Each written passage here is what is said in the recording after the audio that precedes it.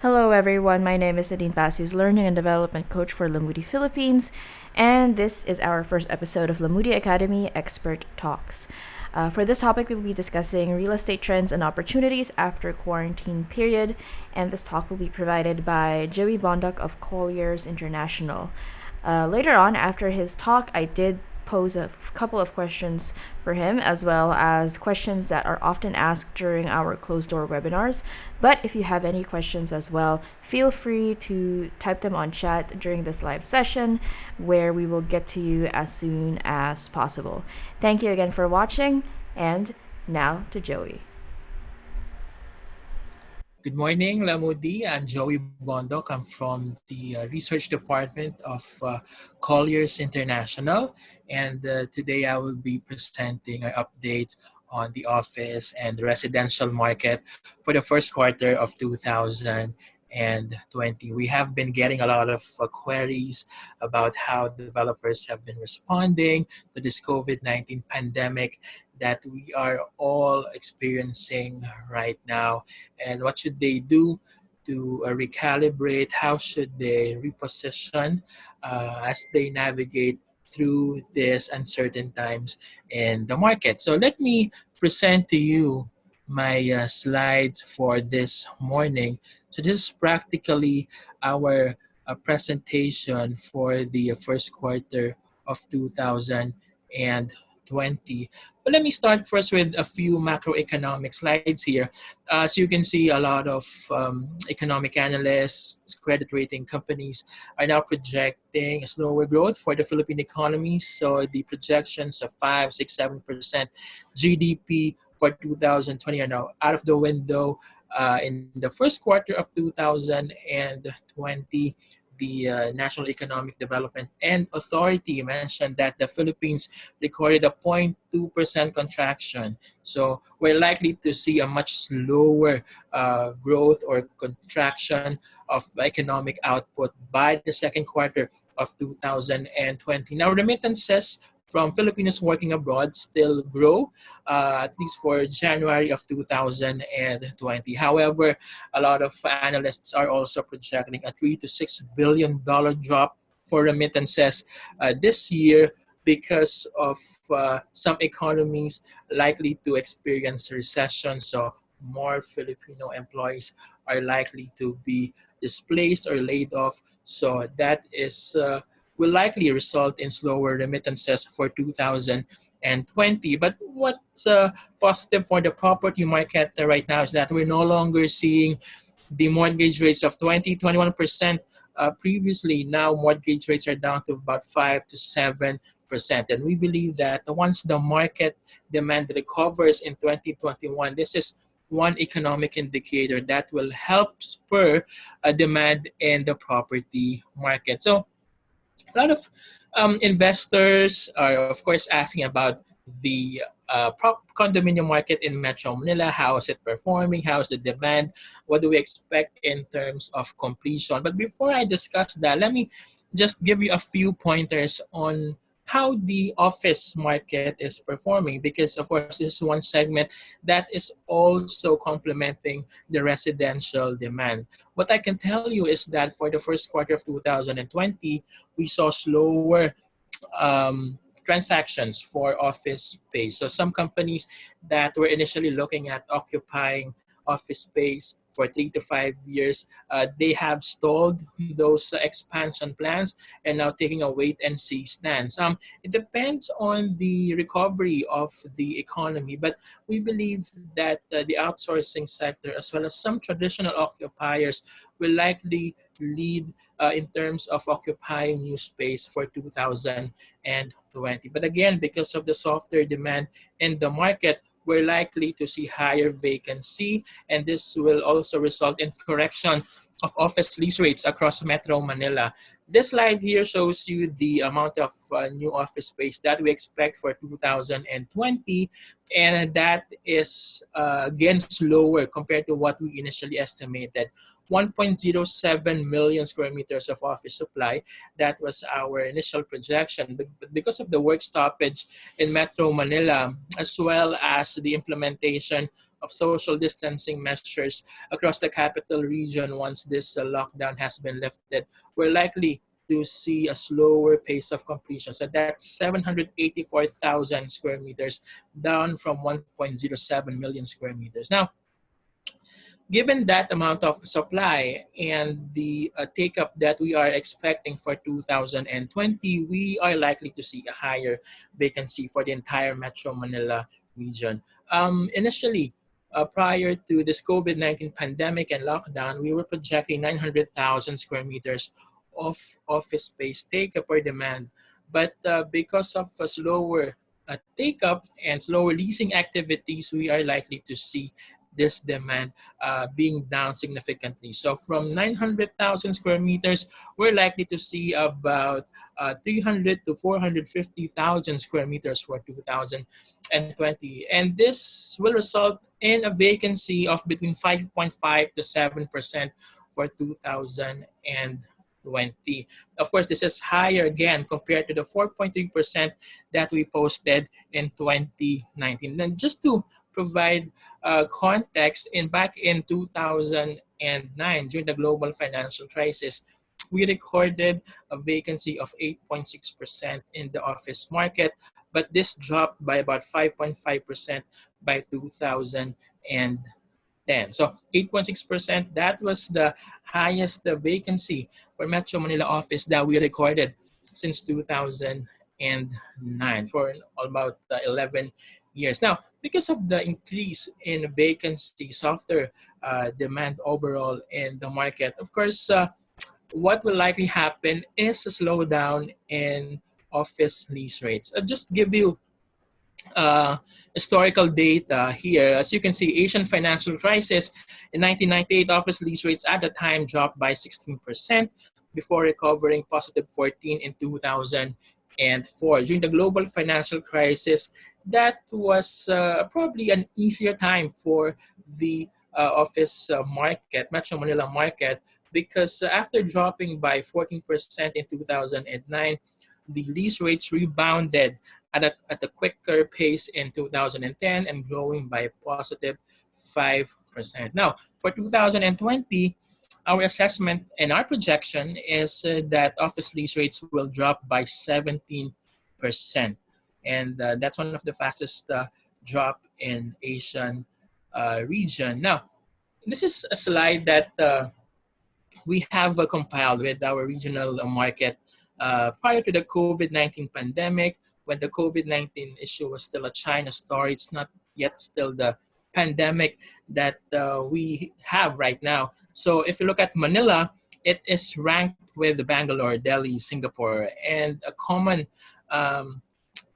feature for these cities is that they are part of the top 10 outsourcing destinations in the world. Imagine Manila being ranked alongside Delhi, Bangalore, which are among the most competitive locations based on a survey by Tholons. But Singapore, of course, is a major financial hub in the region, so it's no longer surprising to see it under the excitement phase where rents are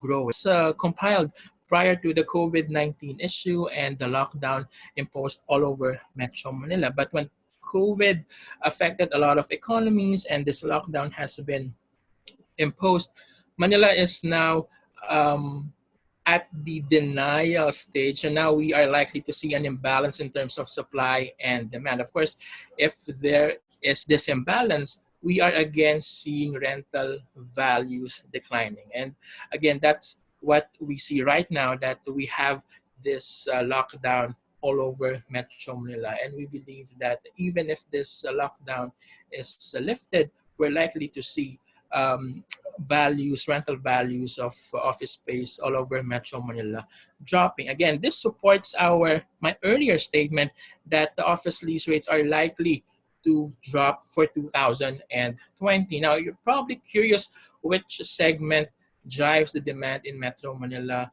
The outer pie here represents the first quarter of 2020 transactions, and it's equally split between the three segments. So 32% of transactions during the period from POGOs or the offshore gaming companies, 31% from your traditional corporations, tenants, including multinational corporations, financial agencies, insurance companies, and even government agencies that have been transferring to newer and more expansive office buildings. But the remaining 37% here is from your outsourcing segment.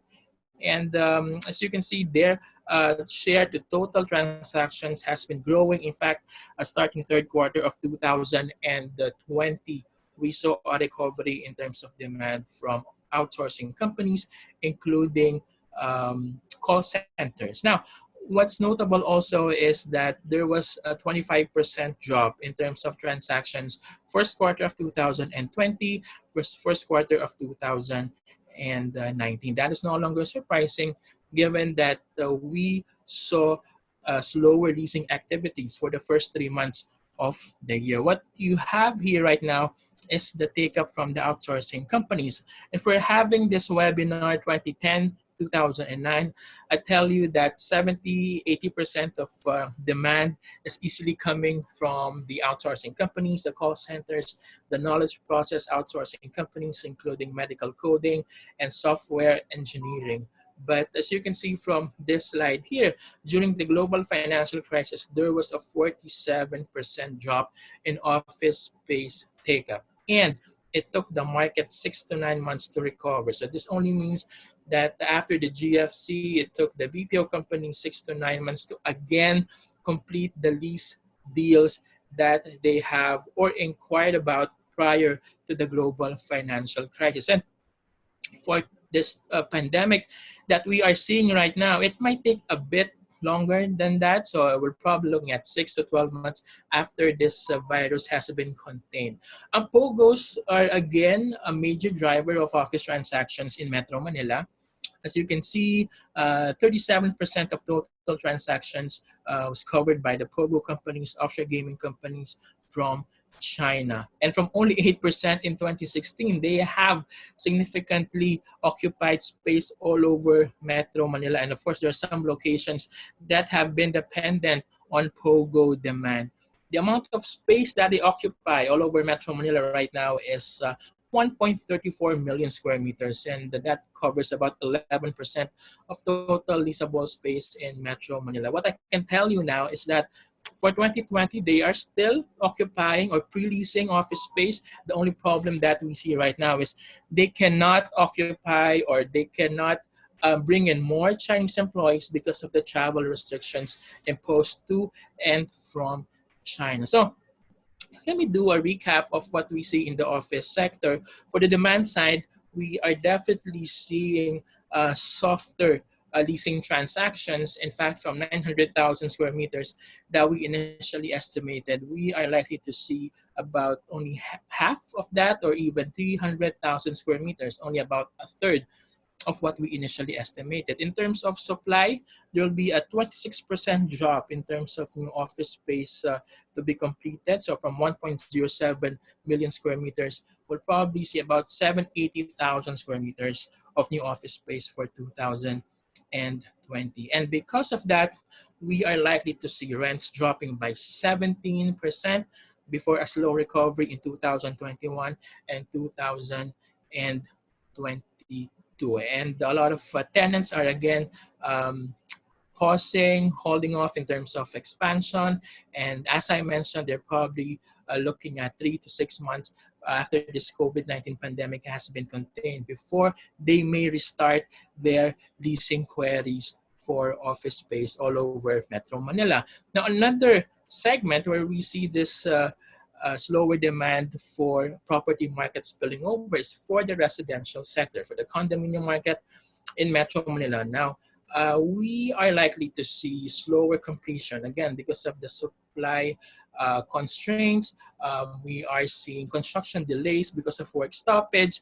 And we also have to know that even after this COVID-19 pandemic has been lifted, there will be some social distancing measures that will be implemented within construction sites. And that will, of course, hamper the completion of more condominium units and projects all over Metro Manila. For 2020, we are now likely to see 11,000 square meters, or 11,000 units of condominium units all over the capital region, and that is significantly less compared to the 14,700 units that we initially estimated. So now we are starting to see some delays in terms of condominium completion all over Metro Manila. We didn't see a significant increase in vacancy in the secondary market. So when we talk about secondary market, we cover the condominium units that were turned over already and are now being offered to the lease market or being resold.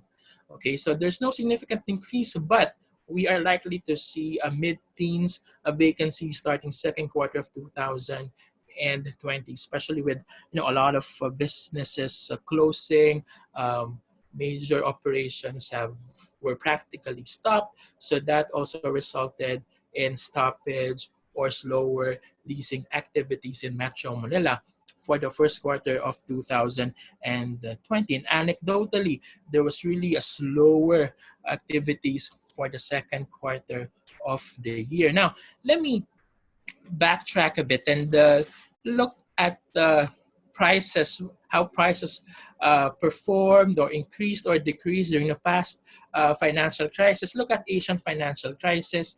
Prices of condominiums dropped by 14% in 1998, another 9% in 1999 before recovering in 2000. During the global financial crisis, the market was less affected, so there was a 1.5% contraction for condominium prices before increasing again 2.1% in 2010. Now, our forecast for 2020 is that there will be a 15% drop for average price of condominium prices all over Metro Manila before a slow recovery in 2021 as well as 2022.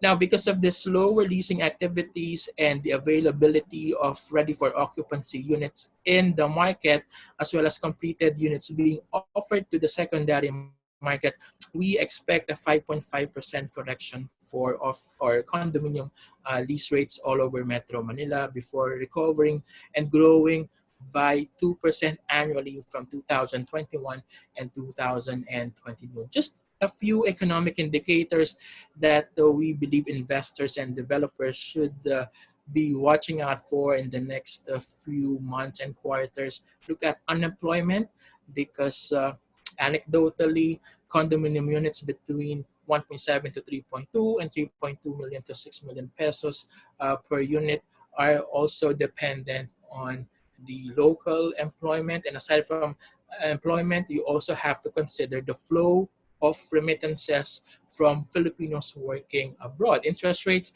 as I mentioned, they're still low, and the central bank will probably be more aggressive in cutting interest rates. So that should result in lower mortgage rates in the market.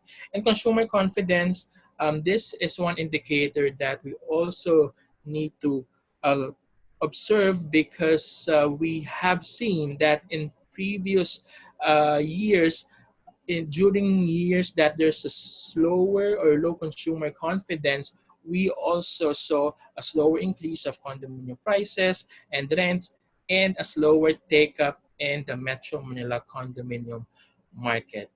In terms of price correction, we believe that if this virus extends beyond 2020 and we're unable to contain it, or our ECQ or lockdown efforts do not bear fruit, then it is likely that the mid-income segment will suffer. So this is the price segment that condominium prices range from 3.2 to 6 million pesos. You also see the affordable segment being affected. So those are the condominium units priced from 1.7 to 3.2 million pesos. So these are the price segments for condo that will likely be affected by the COVID-19 pandemic, especially if the market sentiment fails to stabilize or improve by the second half of 2020. Again, one of the reasons why we believe this is one segment that is vulnerable to price correction is if you look at the remaining inventory or unsold condominium units in the market. These two segments combine for 68% of total unsold inventory or condominium units in the market. Note that for a normal Metro Manila condominium market, given a normal year, an average year where you have sustained take up or demand, that 47,000 units can easily be taken up in a year. But because of slower demand in the market, we're likely to see absorption being extended to a year or about a year and a half. And the one question that we always get is, has the party ended? Because as the blue line represents here, after the Asian financial crisis, there has been a sustained increase in terms of condominium prices all over Metro Manila.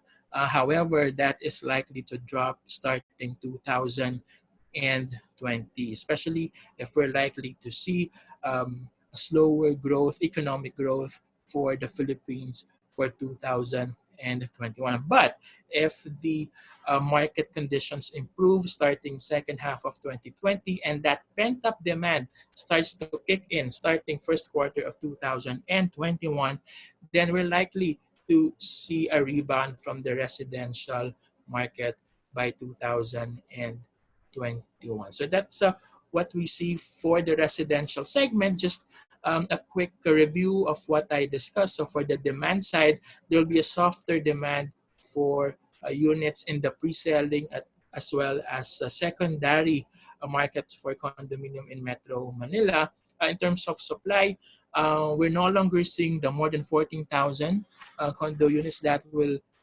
initially estimated to be completed this year. In fact, we're looking at about close to 11,000 condo units likely to be delivered for 2020. However, because of softer demand in the market, we're likely to see prices dropping by 15% for 2020 and a softening, a correction of lease rates.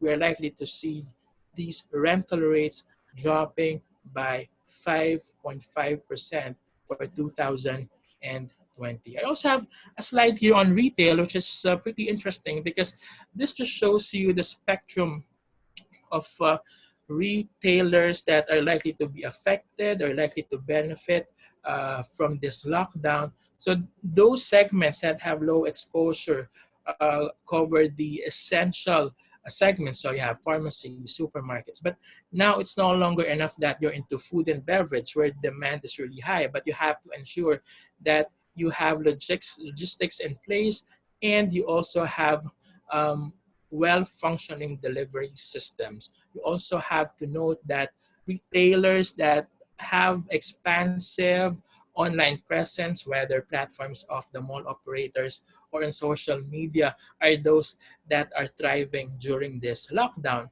And then some companies or retailers that have moderate exposure include those into cosmetics or home furniture. But the retail segments that will likely be affected are those where people convene. So you have the likes of cinema and food courts. In fact, one of our recommendations is that mall operators should rethink the density that way they will be implementing for these retail segments. Of course, fitness gyms and travel goods and services because of uh, air travel being greatly affected by this COVID-19 pandemic will likely feel the pinch of this lockdown as well as the COVID-19 pandemic that has been affecting a lot of major economies around the world. Now, just a review of what we see in the property market. So previously, we had the crisis being affected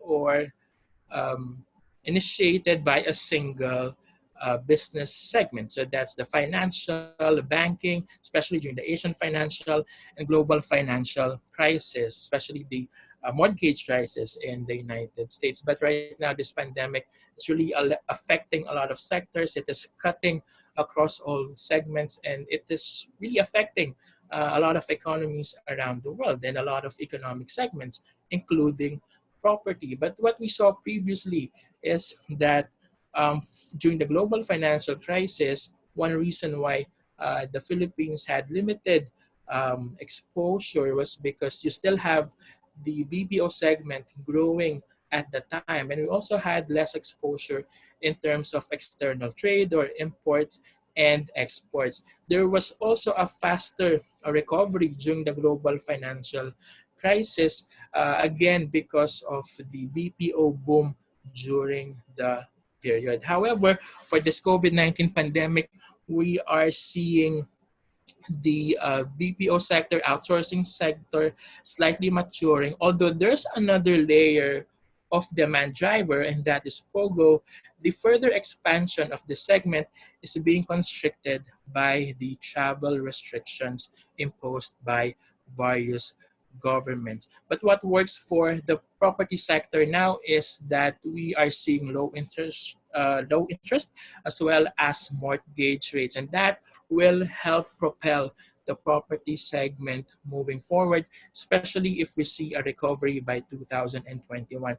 Again, a lot of economists have ruled out the possibility of a V-shaped recovery, and we are likely to see a U-shaped recovery starting 2021. What we can also say is that this global pandemic is probably worse than the global financial crisis, where it took companies 6 to 9 months before finally occupying new office space.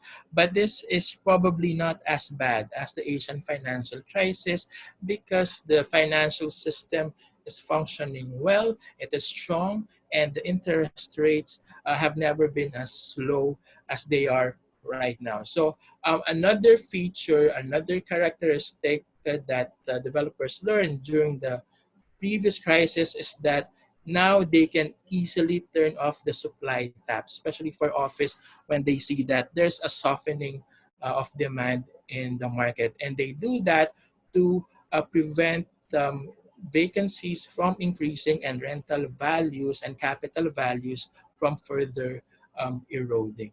So overall, that's what we see in the property market, and we hope that once the economy, the Philippine economy, and global economies recover by 2021, the property market is one of those segments that will benefit. We're still optimistic, especially because for the residential market, owning a house remains an aspiration of every Filipino. So that is one objective that will help propel the property market going forward.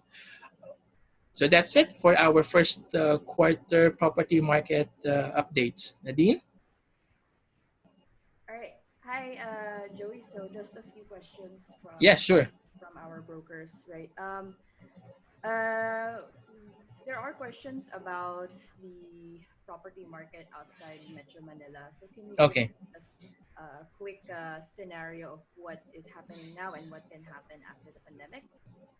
Well, I think for property markets outside of Metro Manila, we are seeing a very positive outlook for these because number one, a lot of office occupiers are looking at diversifying outside of Metro Manila. They don't want to be Metro Manila centric because, for instance, if there's another pandemic or lockdown and companies stop operating in Metro Manila, then they will be forced to completely stop their operations, right? But if they have sites outside of Metro Manila, they can continue a part of their operations. And this should also have an impact on the residential demand. What I can tell you is that even before this COVID-19 pandemic and even before the lockdown, a lot of property investors have been considering condominium, house and lots, or lot projects in Pampanga, in Bulacan, in Cavite, Laguna, Batangas, Cebu,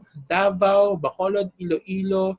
These are just some of the more viable locations outside of Metro Manila. And what helps investors to look for these properties outside of the capital region is the decentralization push of the government, meaning they want more economic opportunities outside of Metro Manila.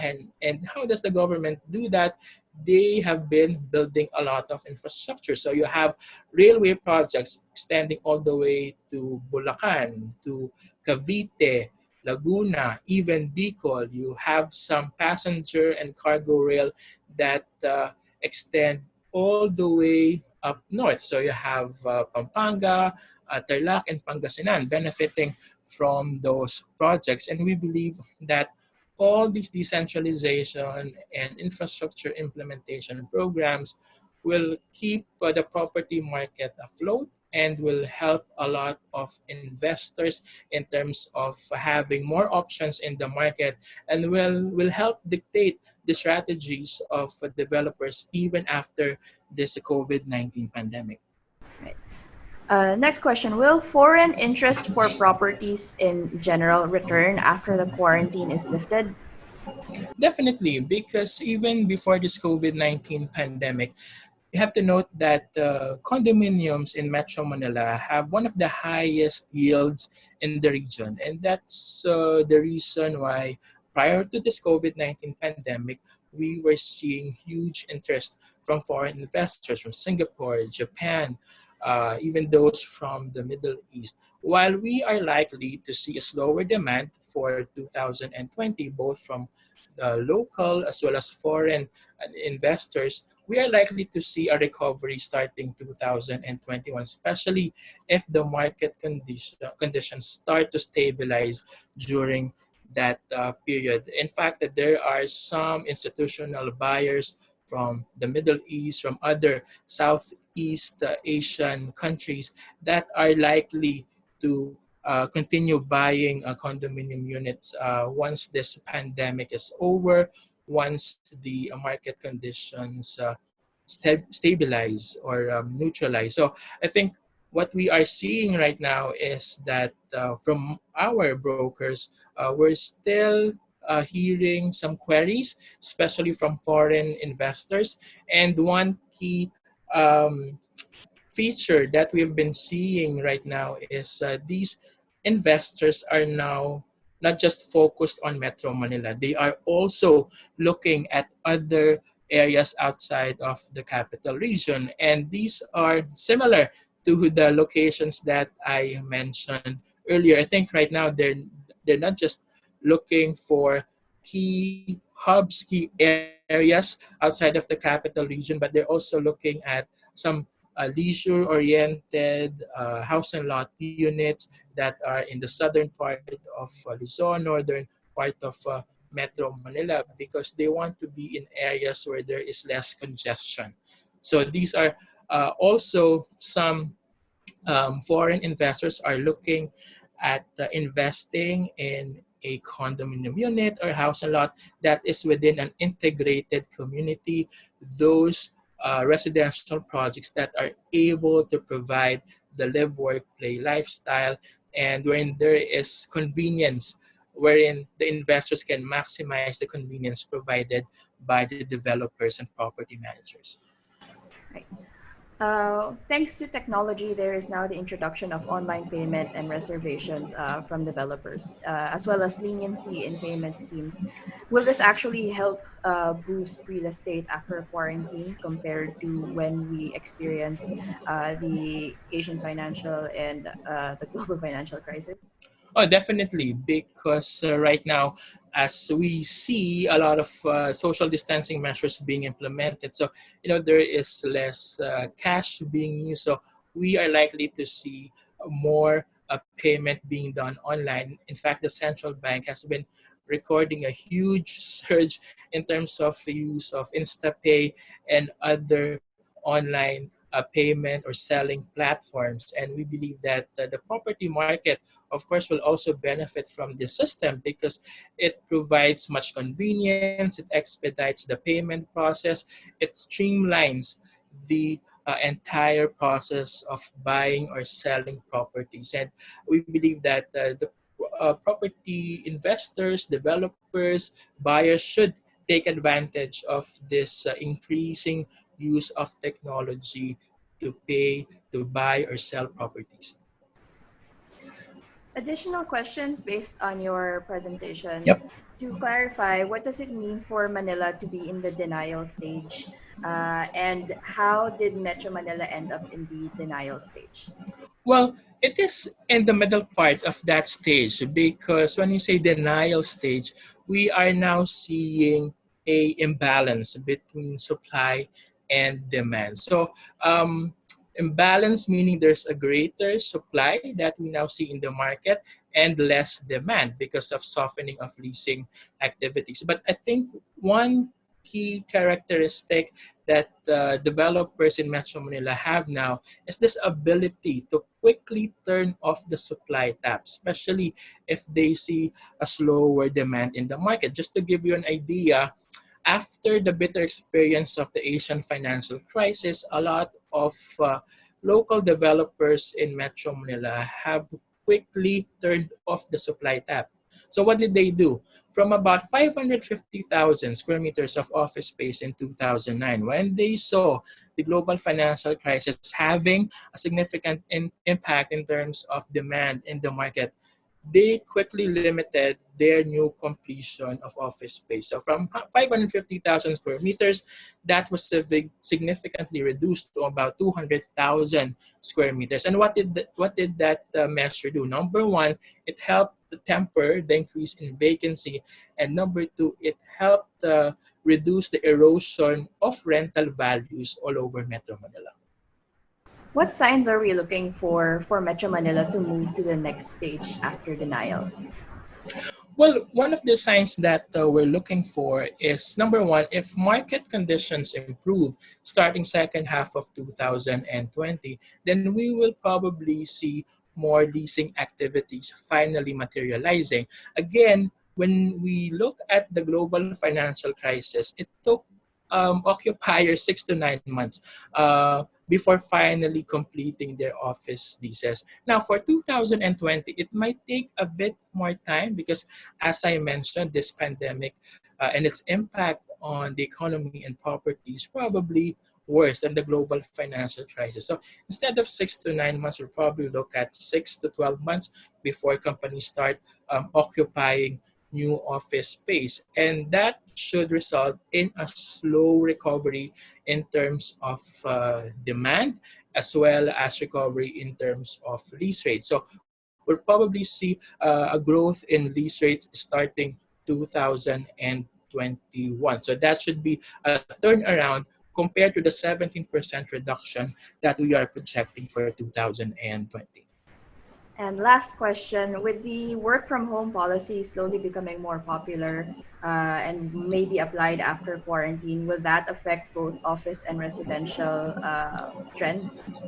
Okay, so let me discuss by segment. So for office, yes, the work from home arrangement will still be popular even after this COVID-19 pandemic or even after this lockdown. This will probably be part of the new normal. So some companies will probably look at implementing split operations. So half will be operating or occupying traditional office space, half will be working from home or taking up flexible workspace. I'll give you an idea. For example, for one company, they're looking at 30% of their workforce will be occupying traditional office space after the lockdown.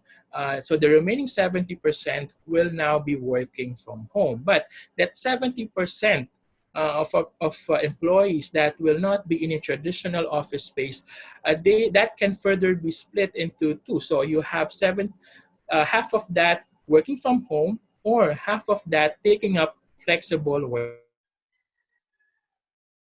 workspace. So from home experiment that we are having right now, what it has resulted into is a greater demand for data computing, cloud computing. That's why this is one demand driver that we might see moving forward, the establishment of data centers across Metro Manila. Also, while some companies only have about 50% of their employees taking up traditional office space, some of these corporations are in fact allotting more space per employee. So that could be another demand driver for commercial office space. Also, what we hear on the ground is that some BPO companies are looking for office space outside of the core locations and are trying to occupy office space, but now they have to factor in the social distancing measures. And one consideration, key consideration, is allotting more office space per employee. So these are call centers, major call centers that are looking to expand outside of major business districts. Now, in terms of residential, we are also likely to see a spike in demand because number one, if you have developers that have high number of ready for occupancy units, and as I mentioned earlier, you still have about 47,000 unsold inventory in the market. Assuming some of those are completed this year, what will developers do to lease them out? Some developers might opt to implement creative leasing schemes. So they might want to lease those units out to the BPO employees, especially now that part of the new normal is that some companies are trying to look for halfway houses for their employees because they want their workers to be near their offices, their office buildings. In fact, we are already seeing that a lot of BPO companies are leasing out or renting hotel rooms for their employees. And while we already saw a greater demand for these halfway houses prior to the COVID-19 pandemic and lockdown, this is one segment that will probably thrive even after the lockdown has been lifted by the government. So I think for developers that have a huge number of ready for occupancy units that will be completed for this year, that is one option that they should consider, so long as it does not erode their um, marketing strategies for their units, and as long as they are able to provide the promised yields for their unit owners. So all these factors should be considered, especially now that we're seeing the new normal. Also, for some condominium units in the fringes of Metro Manila or in the fringes of key business districts, they might also want to lease this out to some employees that are looking for cheaper options in the market. So again, it also depends on the price segment that we have in the market, affordable, mid-income. I think developers overall should be more creative with the leasing schemes that they will implement for their condominium units starting this year. All right. Thank you very much, Joey, for your time. Thank I'm you, sure Nadine. our audience have learned a lot today. Thank you. If you have any questions, feel free to ask in the comment section and we will get back to you as soon as possible. Thank you again for watching, and we will see you in the next episode of Expert Talks. Thank you.